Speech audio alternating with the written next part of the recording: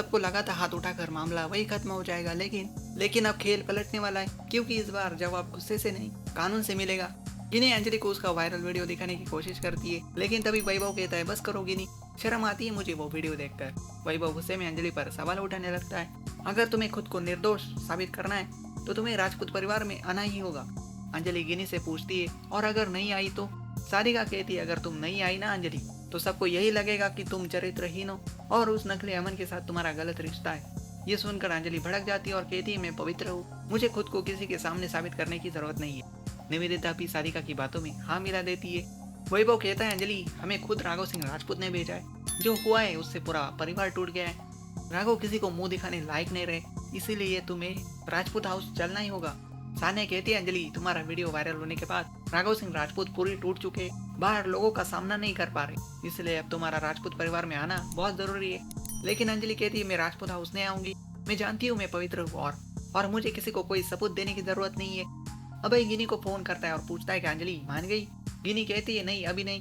तभी अभय बहुत प्यार से मीठी बातें करने लगता है। अभय कहता है गिनी तुम राजपूत परिवार की बड़ी बहू हो, इस घर की इज्जत बचाना तुम्हारी जिम्मेदारी है, मैंने तुम्हारे लिए एक गिफ्ट भी खरीदा है। लेकिन अगले ही पल अभय अपनी असली औकात दिखा देता है और गिनी को धमकी देता है कि अगर अंजलि राजपूत परिवार नहीं आई ना तो मजबूरन मुझे उस नकली अमन को मरवाना पड़ेगा। अभय हंसने लगता है और कहता है अंजलि के पास कोई दूसरा रास्ता नहीं है, मैंने गिनी को प्यार से अपने साइड कर लिया है। एक बार अंजलि घर के अंदर आ जाए उसके बाद नकली अमन को इस शहर से हमेशा के लिए बाहर फेंक देंगे। गिनी कहती है अंजलि अभय बदल चुका है, वो मुझसे प्यार करता है, तुम राजपूत परिवार चलो और अमन की विधवा बनकर वही रहो। तभी अंजलि के पास अमन का फोन आता है। अमन अंजलि से पूछता है आखिर तुम क्यों नहीं मानती कि मैं ही अमन हूँ? लेकिन अंजलि फिर से उससे लड़ पड़ती है और कहती है तुम अमन नहीं हो। साक्षी फोन लेती है और अंजलि से कहती है हम तुम्हारे पास मंगलसूत्र और सिंदूर लेकर आ रहे हैं ताकि अमन तुमसे शादी कर सके। लेकिन अंजलि गुस्से में साफ मना कर देती है। अंजलि कहती है मैं राजपूत परिवार जा रही हूँ और पूरी जिंदगी अमन की विधवा बनकर रहूंगी। इतना कहकर अंजलि फोन काट देती है। इसके बाद अंजलि राजपूत परिवार वालों से कहती है चलिए मुझे तैयार कर दीजिए, मैं आप लोगों के साथ राजपूत परिवार चलने के लिए तैयार हूँ। दूसरी तरफ साक्षी अमन से कहती है हमें देर होने से पहले अंजलि के पास पहुँचना होगा।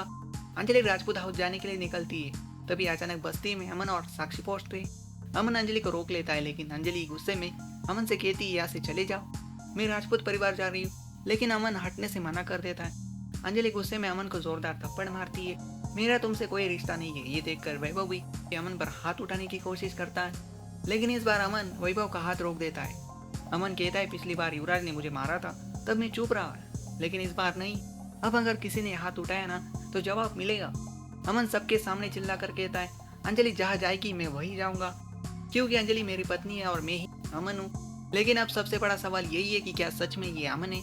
रमेश भाई पटेल एडवोकेट राघव को कॉल कर कहते तुम्हारे सामने तुम्हारे दामाद युवराज ने अमन पर हाथ उठाया और तुम चुप रहे रघु, पर मैं चुप नहीं रहूंगा, मैं यहाँ जीतने के लिए आया हूँ। मैं उस युवराज पर एफआईआर करूंगा, उसे सजा भी दिलाऊंगा। एडवोकेट रमेश भाई चैलेंज करते ही आखिर आगे क्या होने वाला है? अगर आपको ऐसे ही लेटेस्ट अपडेट्स चाहिए तो चैनल को सब्सक्राइब करना बिल्कुल भी मत भूलिए। Atul talk channel